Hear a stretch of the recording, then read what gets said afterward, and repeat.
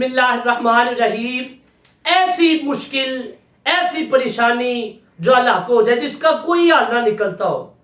جس کا کوئی حل نہ نکلتا ہو، بڑے بڑے عملیات بھی کر کے دیکھ لیے، پیروں سے بھی رابطہ کر لیا، استخارے بھی، ایسی مشکل جس کا حل نہ نکلتا ہو، تو یقین مانے ناظرین، یہ والا وظیفہ،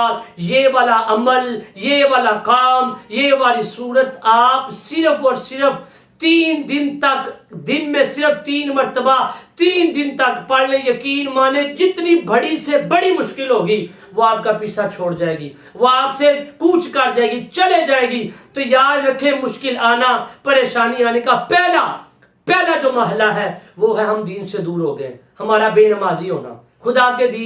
دور ہو جانا، بے نمازی ہونا۔ خدا را میرے جتنے بھی ویورز ہیں، جتنے بھی میرے چاہنے والے، مجھ سے محبت کرنے والے، مجھ سے دیکھنے والے، میں ہاتھ باندھ کے ریکویسٹ کرتا ہوں کہ آپ سب نماز کی پابندی ضرور کیا کریں، نماز پڑھا کریں۔ نماز پڑھنے سے پریشانیاں، مصیبتیں دور ہو جاتی ہیں۔ تو ناظرین، یہ آج کا وظیفہ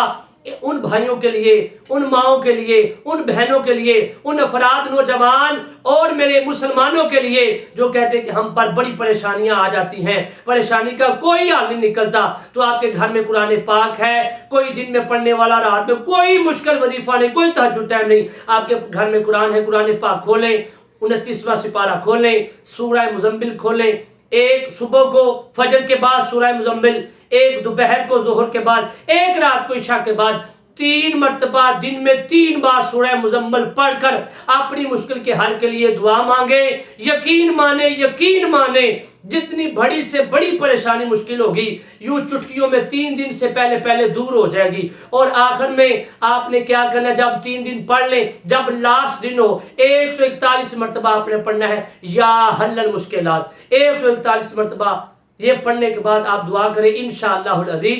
آپ کی ساری پریشانیاں، مشکلیں دور ہو جائیں گی۔ جزاک اللہ الخیرہ۔